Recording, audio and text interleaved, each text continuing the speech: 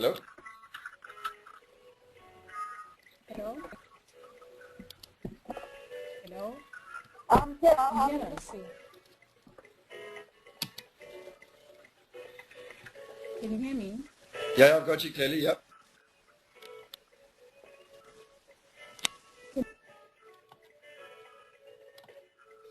I mean, if you can see the screen there, what I basically just want to show you is the best way to interact is that you've obviously got the screen, which is this with regards to the Australian, in terms of what you're actually looking at. And then on the right-hand side here is what you've got with your control panel, where you can basically put up your hand, you can ask questions all the way through, and basically it's the best way for us to actually interact, so that if you've got a question, then we can effectively run with it. Does that make sense? Okay. Yes, it does. Okay, so you type the question in. Yeah. So if you've got a question, it's actually often easier just to type it. If you see down the bottom, you've got that question box. If you can see on the screen there. And if you write me a question, then it actually pops up, and I can basically do it. Or as I say, if you want to put your hand up, there's the little option, and the one over there, and you can basically click it, and then it's almost like if we were sitting in a seminar, you effectively put your hand up, and I can actually see what's happening. All right. Okay. Okay. But I mean, what I'm going to do now is I'm going to basically just to move on and effectively give you the overview with regards to Australia. So, I mean, if I was to ask you that picture that you can see there, what is that exactly? It's food. It's appetizing food. But I mean, with regards to, I mean, I tried to find a picture of a nice Sunday roast, and if I was to ask you, what is the major thing that one requires to prepare a good meal like that? The good ingredients. Yeah. You need good ingredients. I mean, the most important thing is that I completely agree with you. You need the ingredients, you need to have a good cook, but the most important thing is that actually the preparation, how well you prepare for something, will determine how much you enjoy the experience. And with regards to Australia, and particularly with Australian investment, one needs to understand the huge benefits of actually investing in Australia and with a long-term objective. And if I was to go through them, the first one is from a tax and depreciation perspective. So if you look at tax and depreciation, if you're in South Africa, if I own a property and effectively it's earning me 10,000 Rand a month, and sorry, costing me 10,000 Rand a month, but my rent is 6,000 Rand a month, that 4,000 Rand a month in this country I lose. In Australia, however, you can actually accumulate a tax loss. You can also depreciate on the construction. You can depreciate on the fixtures and fittings. You can accumulate the acquisition costs, and you can also take into account inspection costs. So if you fly over to Australia once a year, so on a property that's actually cash flow positive, around $400,000, you'll actually be earning, according to the tax man, you'll be making a loss of around $16,000. Now, the beauty with Australian property is that if you move to Australia in 3 or 4 years' time, you can accumulate that tax loss, and you don't pay a cent in income tax until you've actually paid off that accumulated tax loss. On the other hand, if you never move to Australia and it's purely an investment, you can still offset that tax loss against capital gains. So it's a huge advantage, and what I tend to say to people is it's very much like going to the casino. You can bet on red and black and win both ways. The next thing from an immigration perspective, buying property doesn't necessarily guarantee you immigration, but it does assist. There's 3 ways to get into Australia. There's effectively a points-based system where if you're under the age of 45 and have a skill that the country wants, you can get in. And by buying property, it doesn't get you points on the points-based system, but it certainly shows intent to invest in the country.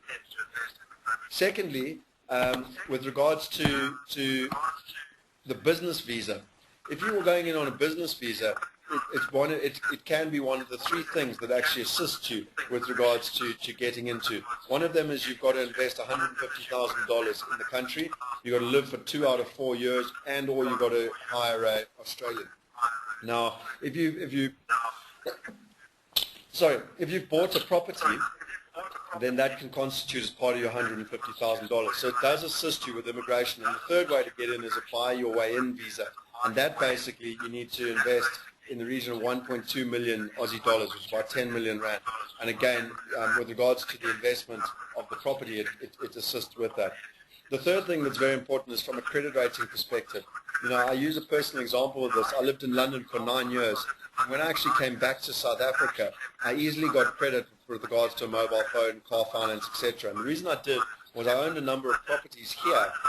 And when I effectively had the rent coming in, the mortgage going out, my uncle moved from Harare in Zimbabwe to Brisbane, bought a $1.3 million house, and couldn't get a mobile phone contract or car finance or anything for up to a year because he didn't have credit rating. So buying property, investment property, can really assist with regards to actually helping you buy that property. And the fourth one, and probably the most important one for a lot of people, is if they were thinking of going to Australia, buying investment property now can really assist you with buying your dream home. And the really important thing there is, when one takes it into account, is that, you know, even if you said to me right now, look, Scott, I'm moving to Australia tomorrow morning, the big thing is that, you know, you want to, if you say, for example, you said to me, I'm going to Brisbane. Brisbane's a big place. You're going to want to rent for at least 12 months to find out where you actually want to live. And in that time, you want to be making sure that you're getting the best return on your investment from an investment property perspective. However, once you're ready to actually buy a house, then you can remortgage the property, because you'll generally be borrowing now at about 70%. Once you're living in Australia, you can remortgage that to 90%. You can release that 20-odd%, and you can put it down as a deposit on your dream home. So it actually facilitates you with regards to doing it. Now, based on those four things, they've actually got very little to do with property, but they're huge advantages of actually owning investment property. And if I was to ask you, you know, based on that information, you know, would you actually look to invest in property now? And I mean, if you were to think about it, is it something that interests you? Most definitely. And if I was to ask you, you know, a lot of people would say to me, yes, they're interested, but they're not sure. They're trying to, you know, get more information. And what I tend to find is that the major reasons that people actually look at it, and from what's actually stopping them, the first one is that they say, well, I want to go to Australia and choose the right investment. Now, I sort of ask that question, and I turn the question around, and I say, if there was a person living in Australia and he came over to South Africa and he came to Sandton, you know, if he came for a week, what would be the chance of him finding a good investment opportunity, you know, without properly understanding the markets and everything?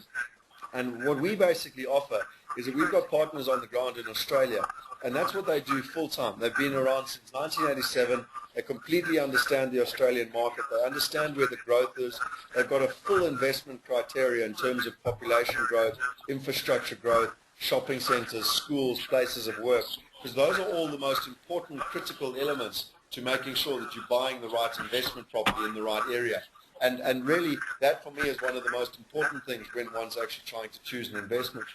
The second thing a lot of people say is, I'm worried about the management and maintenance of my investment. It's so far away. What can I do if there are problems? Now, again, the underlying philosophy of International Property Solutions is that since 2003, we've been helping people invest internationally. And the most important thing is to actually provide them with an end-to-end solution. When we went to Australia, we partnered with a company called Ozinvest. And the reason we partnered with them was because they had a very similar philosophy to ourselves. They started in 1987 helping current Defence Force people. So if they were in the Australian Army or the Navy or the Air Force, actually invest in Australian property. And those people have exactly the same situation as we do as South Africans sitting in South Africa, because they might be on a boat in the Mediterranean or a tent in Afghanistan, and they also want to own property. So what Ozinvest did is they looked at it and they said, right, there's two parts to this. Firstly is the management and maintenance. We're going to set up a management company that can take care of the management and maintenance. So if the toilet breaks or the geyser breaks, they can go in and they can fix it. And secondly, the most important thing is, you know, a lot of people say, and it's actually my third question, what happens if the tenants don't pay my rent? How can I afford my mortgage? You know, if I've got property here in South Africa and the tenant doesn't pay the rent, I can, you know, get in my car, drive over there and go and have a chat to the guy. But, you know, I can't be flying to Australia every 2 minutes. So what they actually came up with is a concept called the leaseback, the 10-year leaseback. It's a very simple scheme. And basically, when you buy the property, you then rent it out to Ozinvest, who's the management company. So you are guaranteed your rental each and every month on the 10th of the month. And the benefit of it is that you don't have to worry. They then sublet out the property to someone else, basically. And effectively, a lot of people say to me, well, how does it work? It's a very simple concept. They've got about 1,000 units under management. They charge $15 a week to their investors. So that works out at $15,000 a week. And with that $15,000, they use that if there's 3 or 4 properties that are unlet at any one time. Now, the beauty of it for you as the investor is that you are guaranteed of your income, whether or not there's a tenant in the property, and also, and most importantly, whether the tenant's paying late, etc., etc. So if you're sitting here in South Africa and you're wanting an investment overseas, this really does provide that end-to-end solution because firstly your management and maintenance is taken care of and you can guarantee your income. And importantly, that income is guaranteed at a market-related price. So, you know, you're getting exactly the same as what you would be if you were if you were doing it on your own, basically. Does that make sense? It does. Yes. So, Can you hear me? yes, I've got you.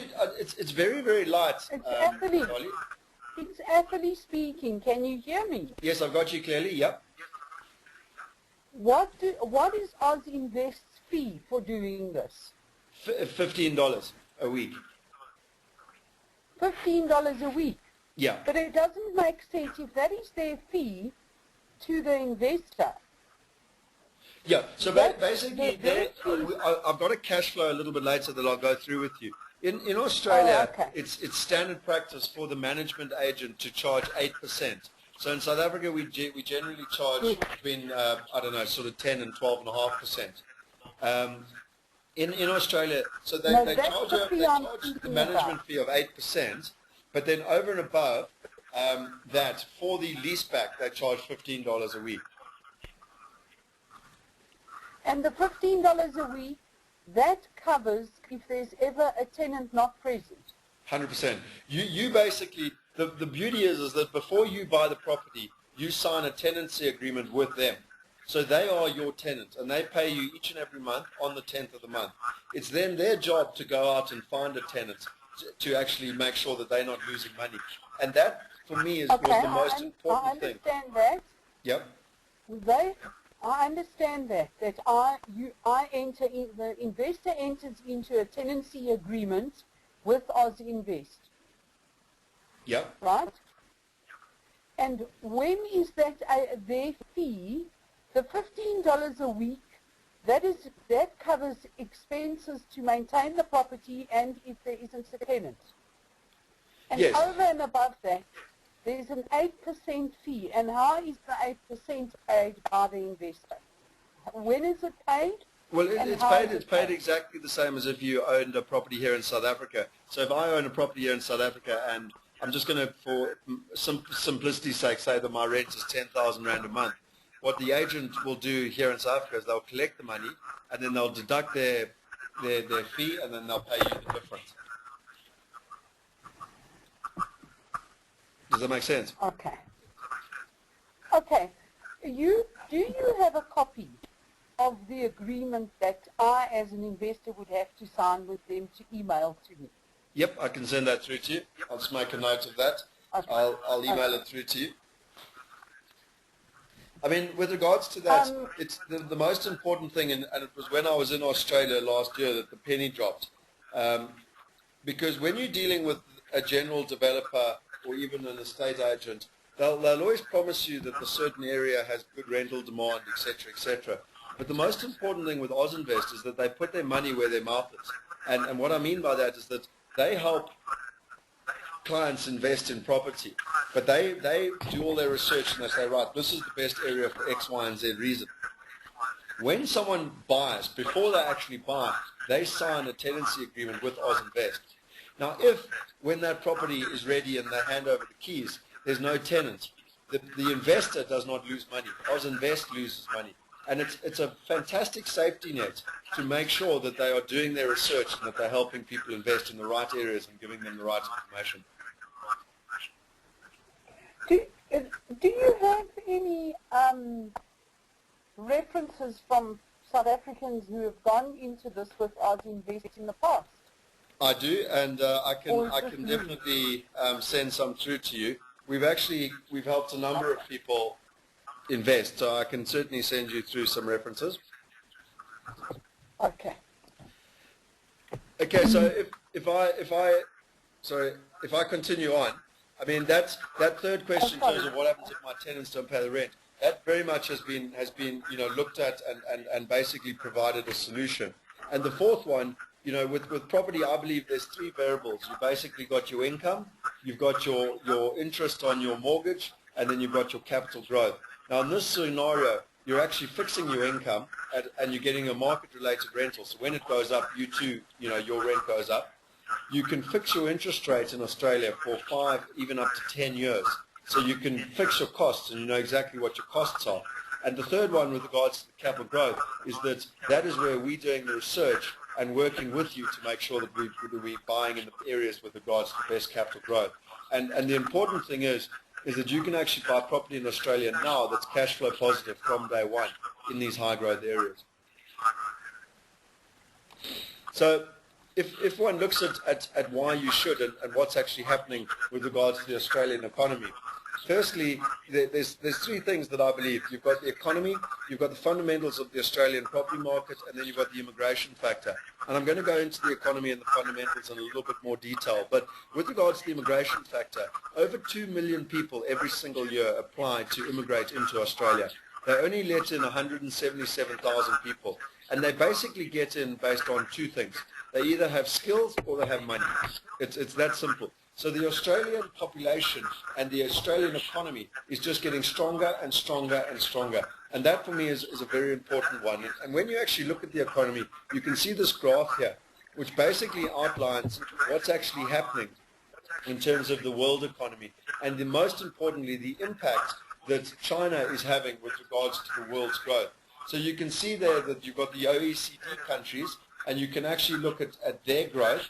And then most importantly, you can look at the developing countries, which include China and Brazil and India, and you can see the impact they're having on the world growth. And from a geography point of view, the Australians are the best situated country in the world to take advantage of that. And really the Australian economy is driven by the Chinese economy. And obviously with the stimulus packages that are coming through in China and the growth that's happening there, it has a big impact on the Australian economy. The second thing that's very, very important is that if you take the top 100 banks in the world, out of the top 15, 4 of the top Australian banks are in the top 15. And that is very important with regards to confidence within the economy. And the second thing is that less than 1% of their bank loans have been non-performing.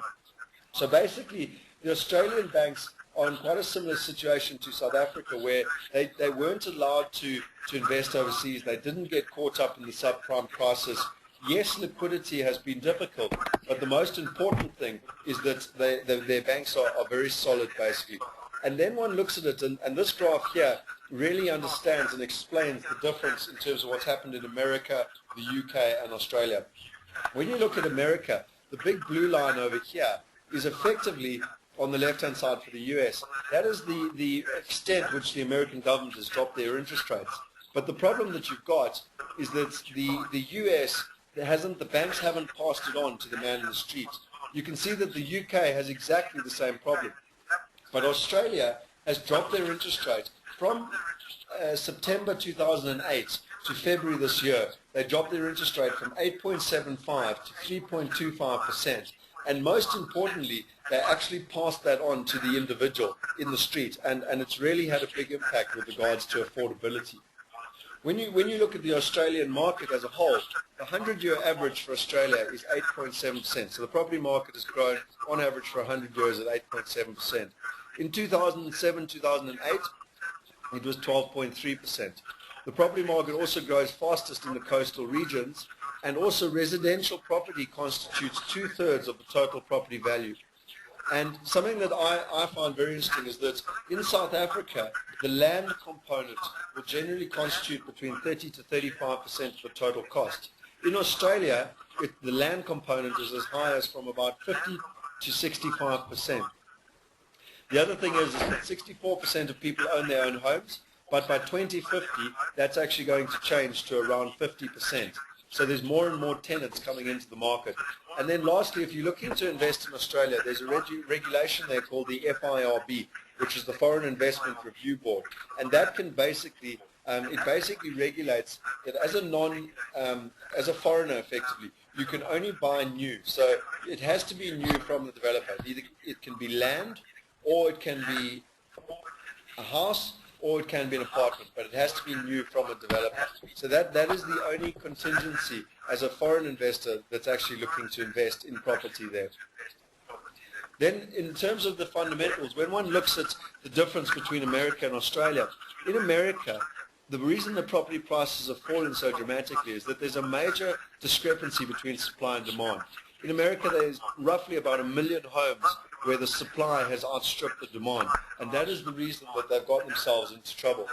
In Australia, on the other hand, it's the complete opposite. The population has grown last year by 317,000 people, and the expected growth over the next 10 years is around 294,000 people a year. Now, in terms of property, over the next 10 years, they need, on average, 182,000 homes a year to be built. At the moment, they've only been averaging around 153,000 homes a year, which is about a 32% deficit. And the problem that they've got is a lot of people say to me, well, why don't they just get more builders? Why don't they just build more homes? The problem that they've got is actually skills. They don't have enough brickies, carpenters, to be able to deal with the demand. And that is one of the most important fundamentals of the Australian market, is that, yes, it has been affected by what's happened globally, but most importantly is that the fundamentals are there with regards to long-term growth. And the second thing is really what one needs to understand is the affordability with regards to interest rates. This graph is a graph that I got in the middle of last year, and I like to use it because it basically shows you, firstly, that interest rates started going up in December 2001, and they went up for 7 years, up to September 2008. And I mean, we know what an impact interest rates had here in South Africa when they went up, and they only actually went up for 2 years. Imagine what it's like there where it went up for 7 years. But the interesting thing is that they thought that interest rates would peak around 7.25% and then start to come down and level around 5.5%. But actually what's happened is that interest rates went up to 8.75%, and then they dramatically dropped down in the space of 4 months to 3.25%. So that's a 64% reduction. I mean, to put that into perspective, our interest rates were at 15.5%. Imagine they went down to 6 or 7% and the impact that would have on the South African market. And there's actually talk that in the next couple of months it's going to come down by another 0.75. So it's going to be actually below the 3% mark. And you can see there, and you can obviously imagine the impact that that's had with regards to the Australian market. The other thing that's very interesting to take into account is that what's happened in South Africa, for example, is that the Reserve Bank was slow to actually drop the interest rates. So what tends to happen is that the property prices start to come down. Then the banks get nervous, so then they don't lend 100% anymore. They only start lending 90%. So then there's less people that can buy, and it actually becomes a downward spiral. What happened in Australia was completely the opposite. In September last year, they were very aggressive at dropping their interest rates. And because of that, it actually sustained the Australian market. And along with that, they also got this, what they call a first-time homeowners allowance. So if you live in Australia and you want to buy a house and it's your first home, they will actually give you $21,000 towards that home. And those two things combined meant that the market actually really started to grow quite dramatically.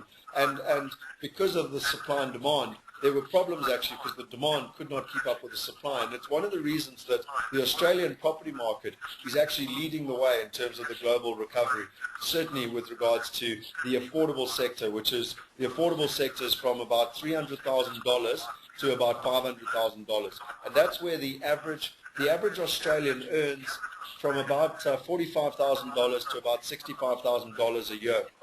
Now, they can borrow roughly 6 times their income. So if you take a single family where the husband and wife are working, call it roughly $100,000, they can borrow up to $600,000. When you take off the car finance, the kids going to school, credit cards and everything else, they're pretty much in that bracket from $300,000 to about $500,000. And the important thing is that 85% of the Australian population is in the middle class, so it's in that sector. And I've always been a big believer when it comes to investment property, you need to be where the average man in the street is. because that's where you've got the best opportunity for growth and most importantly the best opportunity for rental demand. For us as South Africans, the other thing that's very, very important to take into account is the depreciation of the rand. And when one looks here, I've got some graphs of Yahoo Finance for over the last 5 years. You can see the graph there of the rand to the US dollar, the rand to the pound, and the rand to the Aussie dollar. And even more importantly, you've got the rand to the Kenyan shilling. So, you know, it's a pretty common trend. And generally, the rand is losing around 5% year on year. And it's actually economic fact that it will continue to lose that currency, while our inflation in South Africa is around 10% and inflation in Australia is around 5%. While you've got that 5% gap, it's economic fact that the rand will continue to devalue over time. But, you know, there's a great saying in the Chinese language where they actually only have one word for crisis and for opportunity. And what I wanted to show you was I did this graph last week, and what it actually is the green line is the British pound to the US dollar. The blue line is the Aussie dollar to the US dollar, and the red line is the rand to the US dollar. And what you'll actually see is that the British pound has devalued by around 19%. The Aussie dollar has devalued around 17%, and the rand has devalued only around 6% basically. And that is very, very important to take into account, because basically what it's saying is that as a South African, yes, currency is a risk of ours, and it's one of the most important reasons why people want to invest overseas. But as a South African, the rand is very strong at the moment in comparison to other first world countries. So if someone is looking to invest offshore, now is a fantastic time to be taking advantage of the strong rand and also the lower values of the assets that you're buying. And the one thing that, you know, I'm very concerned with regards to the rand, there was an article recently in The Economist which said the South African economy is one of the most exposed economies in the world. With the interest rates coming down, a lot of people, foreign investors, have invested in South Africa because of the higher interest rates. There was a lot of talk, obviously, around the election time, and the ANC and COPE's mandates were to get the rand to the US dollar to be around 12 rand 50 to the US dollar. Now, currently, the rand is around 8 rand to the US dollar. So, I mean, that's a huge, huge devaluation of the rand, and it's what the ANC actually wants, because it stimulates jobs in the mining and in the agricultural sector, which are two of our biggest job creators. And just so that you understand what an importance it actually means, if you take an affordable home in Australia and the rand was devalued by anywhere from 10 to 25%, the total capital that is required today to buy an Australian home would be around 700,000 rand. If it devalued by 10%, it would cost you an additional 70,000 rand. If it devalued by 25%, it would cost you an additional 177,000 rand. And there was actually a report that came out last week from R&B that said, you know, they expect the rand to be around 10 rand to the US dollar by the end of this year. So, I mean, that already is a devaluation of around 20%. And actually the tagline was, if you're looking to invest offshore, now is the time to be doing it. Now, basically, this will actually answer a lot of your questions that you're asking with regards to the cash flow. And what I want to do now is I'm going to pull up a cash flow here. So let me just get it open. Okay, right. Okay, can you all see that cash flow on the screen? Yes. Yes. Yeah. Okay, this will answer a lot of your questions. So this for us is a way that we present so that people can understand. Because for me, we focus on the investment properties, and therefore the most important thing for me is the numbers.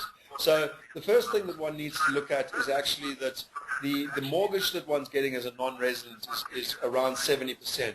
It can go as high as 80%. I tend to like to be more cautious and more conservative. The next box is the rentals. The Australians talk about the rent per week. We as South Africans talk about the rent per month. Now that rent is what is actually guaranteed by Ausinvest upfront before you buy the property. And you can see that the gross yield on the property is 5.39%. The rental escalation in Australia on a yearly basis on average is around 5%. There are no voids because you're obviously buying into the leaseback, and therefore there's no rental voids. The interest rate that you're working on at the moment is around 5.2%. And the average 3 or 4 bedroom Australian home, which is what we believe is the best investments, is around 200 square meters, and sometimes a little bit more than that, basically. Now, just to give you an idea, an average purchase price for a 4-bedroom home is around $376,000. On the right-hand side, you've actually got the costs. So to buy that property, you've got transfer duty. Now, because it's what they call house and land, or in this country we call it plot and plan, you only actually pay transfer duty on the land portion. So you don't pay on the house, you just pay on the land. There is no furniture and flooring because it's common practice in Australia to rent out a unit unfurnished. There's a finance fee, so that's what you pay the bank in terms of the bank initiation fees. And then in terms of the lawyers, in South Africa there's one lawyer. He's paid for by the developer and he acts on behalf of the developer and the purchaser. In Australia, there's two lawyers. There's one lawyer that acts for the buyer, and there's a separate and different lawyer that acts for the seller. And it's great because it provides you with fantastic legal protection so that your lawyer is actually checking up on everything, making sure that you fully understand the process, making sure that the due diligence is done. And most importantly, if they don't do their work, later down the line, you can actually sue them. So it really provides you with a lot of protection. The body corporate fees, because you're buying a standalone house, there is actually no fee with regards to body corporate. The rates, that's like our council tax or the rates and taxes that you pay, and that's an annual fee. There's your 10-year lease back at $15 per week. The lettings and management charge, as I said to you, at 8%, and I've worked on an exchange rate of R6.50. Now, the rand fluctuates up and down, above and below that, but for the last couple of months, that's pretty much been the average. The next box is effectively your capital section. So to buy a property of $376,000, how much would that actually cost me exactly? Now, firstly, you've got the purchase price there, $376,000. That's the mortgage at 70%. And then this is the actual money that you would require. So you've got your transfer duty, which we've spoken about, the legal, the finance, the honor, furniture and flooring. Now, the last one is the completion costs. Now, that is not actually money that's being paid to anyone. I just like people to have money when they get started. So that $6,000 is sitting in your own personal bank account. What basically happens is that the property, the land transfers into your name, or in Australian terms they call it settle. So the land settles into your name. Then the house gets built. It generally takes around 4 to 5 months. While that house is being built, there are interest payments on the land. And that $6,000 is there to be able to cover that. Because once the house is ready, the keys are handed over and Ozinvest effectively take up your tenancy and you're getting paid. So the biggest thing for me is that I don't like surprises, and this piece of paper gives you the full overview with regards to the property.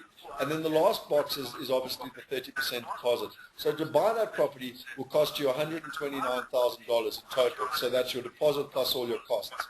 Now the breakdown of how that actually works is that the next box is the cash flow. So what we do with the Australian developers is we say, right, someone wants to buy a property, they put down a 20,000 Rand reservation fee, and that is subject to getting your mortgage in Australia from an Australian bank, and also getting your exchange control here in South Africa. And generally it takes about 4 weeks. Now if you don't get either one of those, that money is refundable. Once that application is actually through, then you'll need to send your first 10% deposit over to Australia, and it actually sits in your lawyer's trust account. So that money is protected by your lawyer.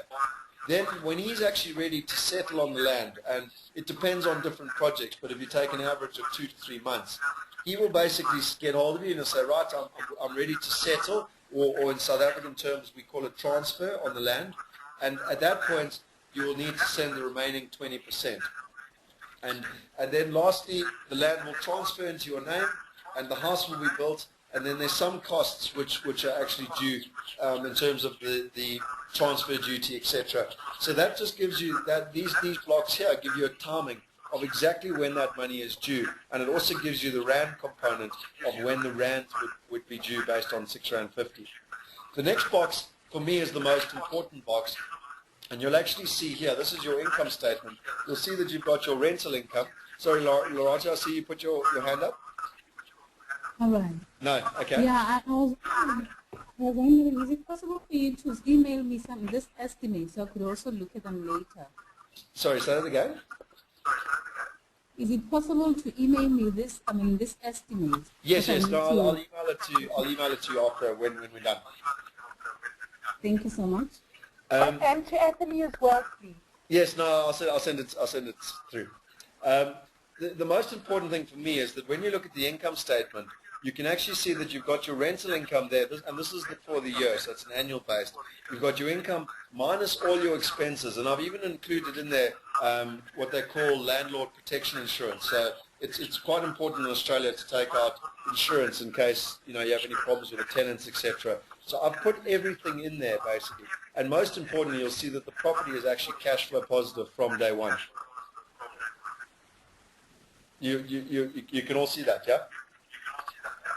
Mm-hmm. So the advantage of investing overseas is that you firstly are buying and you're putting the money down, and then that property is making you cash from day one. Then when one looks at the returns, you'll see here that I've taken a 5-year view, and I've worked on 3 different scenarios, 6, 9, and 12. The reason I've done it is that property, even in a downturn or where it's going pretty static, property tends to track inflation, and inflation in Australia historically has been around between 5 and 6%. The 100-year average is 9%. Oh, what's happened there?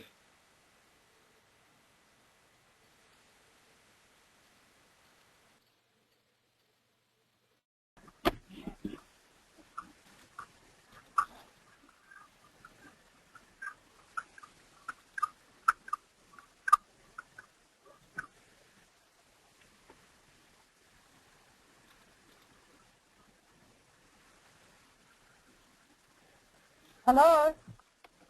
Hello, we've lost you now. Hello? I think we've lost you. Yeah, so have I. Oh dear. Write your question then.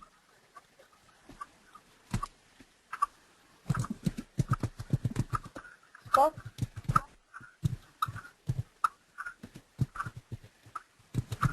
Oh, he says he's reconnecting. Is he? He says here, speaker, just reconnecting. Oh. And his time is running out. He says the internet has collapsed. Oh, so I don't know. Oh. Okay, you know what? I think it's best that we send him our questions in that.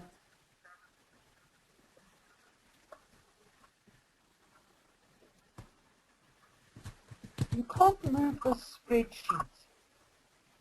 Sure. You can't move. Hello? Yeah, Sorry, can you hear Hello, me? yeah. Sorry, what is the name? Oh, there we go. Hello? You're back. Yeah, I've got you basically. Yeah, thank you. Okay, so I am Yeah. sorry about that. I don't know why the internet dropped it. But what I basically was trying to show you with regards to the cash flow is that I work on 6, 9, and 12, and 9% because it's the 100-year average, and 12% because it's the 10-year average. So if you take a 6% capital growth over 5 years, your return on investment year on year is 19%. But for us as South Africans, if you're comparing apples with apples, if I had R1 million and I invested it here, and I'm in Bryanston at the moment, if I had R1 million and I invested here at Bryanston, or I took R1 million and I invested it in Australia, the rand has devalued by 5% year on year statistically for the last 15 years. And you actually need to take that into account. And with that, even at a 6% capital growth, you actually have a 41% return on investment. And that for me is the most important thing as a South African as to what we should be looking at with regards to investing overseas. So if I just take you back with regards to, does that all make sense? Does anyone have any questions with regards to the cash flow? Not at the moment. No? No? Okay. Okay. Well, basically, what I'll do then is I want to just go through and give you some examples. So let me just change the screen back to the PowerPoint. This will just give you some examples here of a typical house. This here is a house in Melbourne. You can actually see with regards to the price there at $304,000. It's a 194 square meter house, and it's on a piece of land that's 583 square meters. This is a property that's in Brisbane. It's a four bedroom house, $384,000, 160 square meters on a piece of land, 320 square meters. This here is another property. This is actually in Brisbane as well. It's 417. This is a bigger property and on a bigger piece of land. And then finally, this is, what a lot of South Africans would assimilate to. It's 471,000. This actually is in Brisbane as well. It's a house of 244 square meters and on a piece of land of 612. So it just gives you an example of some of the properties that are available.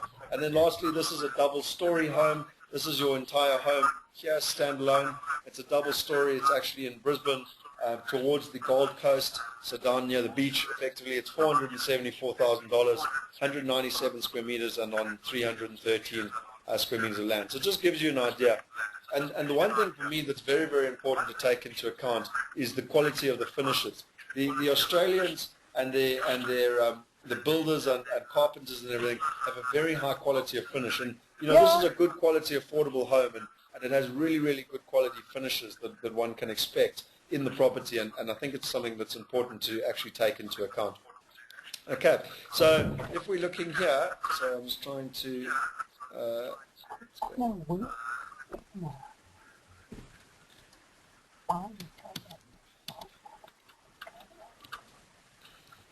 sorry guys, just a second, I just want to go to the next screen.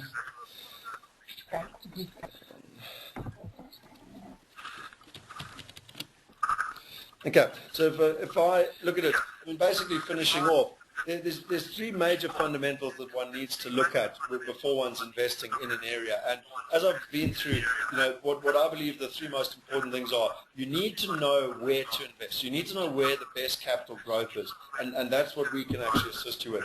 The second thing, and I believe most importantly with regards to property, is that from an investment perspective, you need to know what the rental income is, and you need to be in an area with high rental returns. And once again, we have a solution there to help you actually manage that. And the third thing, and also something that is very, very important for us as South Africans, is that one needs to understand the impact of currency and how important it is for us to actually invest. So if you're actually interested, I'll send you now some information. There is a feedback form when this is actually finished, and if you can give me some feedback, it's great. I do appreciate you putting up with a couple of the technical hitches today, because I'm learning as it goes. I'll send you that cash flow and a market review. If you want to, I'd suggest actually setting up a meeting, either personally if you're in Johannesburg, or even, I travel around the country a lot, me or one of my team, or we can do it online. And then we can actually run through exactly what it is you're looking for, what you're trying to achieve, and we can come up with some opportunities. We can help you choose a property, we can help you with arrange the financing, the exchange control approval, and then help you with the entire purchase process, including the lawyers, the FIRB, the developer, right through to when the property is actually finished. We will help you with an inspection. So we included in that completion costs is a qualified inspector. So it's not Ozinvest, it's not yourself, it's not me. It's a qualified quantity surveyor inspector who goes in, checks your property, and makes sure that everything is actually done and that it's finished. And if it's not, he then deals with the developer to make sure that it is. And then obviously right through to the management, which is critical with regards to any investment. And to give you a bit of confidence, at the moment, Ozinvest is helping in the region of around 40 soldiers who are actually based in Afghanistan. And they're intense in Afghanistan. So hopefully it just gives you confidence that the process can be done from someone who's overseas. As a South African, this statistic is very, very important. It was a recent survey that was done in Argentina, Russia, and Zimbabwe, and over 90% of people in those developing economies were seriously affected when the currency fluctuated. And the only people that weren't were the people that had offshore assets and offshore income. And I think that is something that's so important to focus on. So, in conclusion, really, from my side, preparation determines how much you enjoy the experience. You've got our website there, IPS Invest, and something I learned on the weekend is that I'm going to just send you that so that you can click through, because it was quite frustrating. I was on a presentation in America and I couldn't click on it. So there you've got IPS Invest under the chat. I've sent it through, and you can actually go online. You can look at all our properties. You can look at the videos. There's maps there, and it can really give you a full understanding. So before we end off, I just want to let you know we are giving away 2 tickets to the British Lions versus the Springboks at Ellis Park. So if you want to go on our website, you can register for that for free. As I said to you, you've got our website detailed there, ipsinvest.com, and that really importantly will assist you with most of the information you're looking for. There's FAQs on there. in terms of frequently asked questions, there's cash flows, there's everything. Do you, from your side, have any questions that you would like to go through? Hopefully you can see me there now. I'll call. Athali, I'm battling to hear you. Yes, I need to have I will call you. I'll call you on the phone. I need to have a separate meeting with you. Would you mind, Athali, I don't know, it doesn't, the audio is not coming through at all. Would you mind just sending me a question, a written question? By the way. Can you hear me now? Okay. I will call you to have a private meeting with you.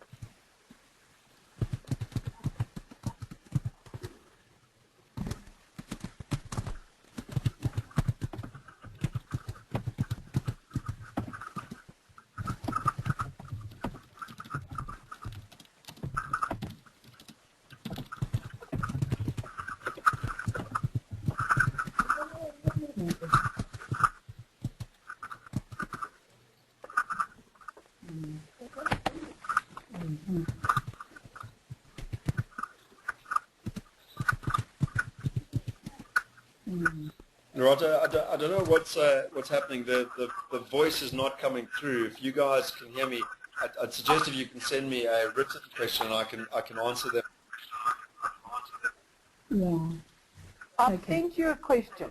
I will. Hello? Yep, Can you've you got hear me. me now? And then the playback. Why is the playback not working? Hello? Yep. Okay. There's no Hello? playback coming through. Mine actually.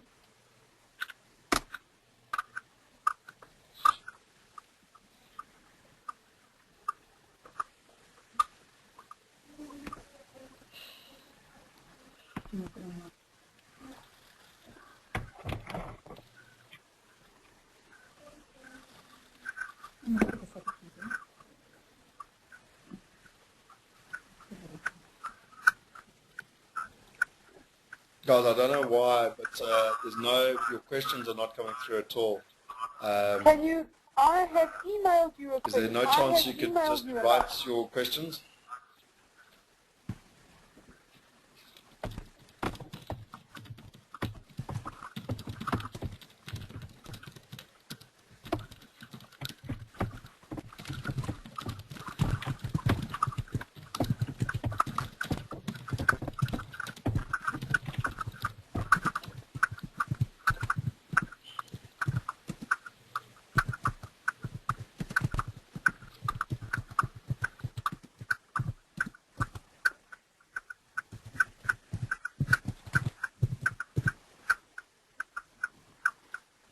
Can you hear me now?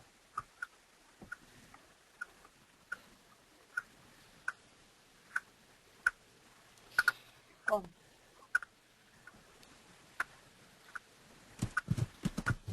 Okay, guys, I don't know what to do in terms of I can't hear you at all. Unless you can write me the questions, I'm not going to be able to hear what it is you're wanting to do. I will send you through an email now. I've got both the details.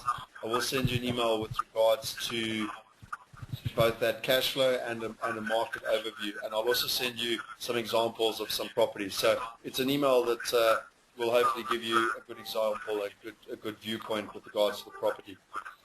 Is there anything else that I can assist with? If you've got any questions, please can you type them through to me using that question bar? I see too.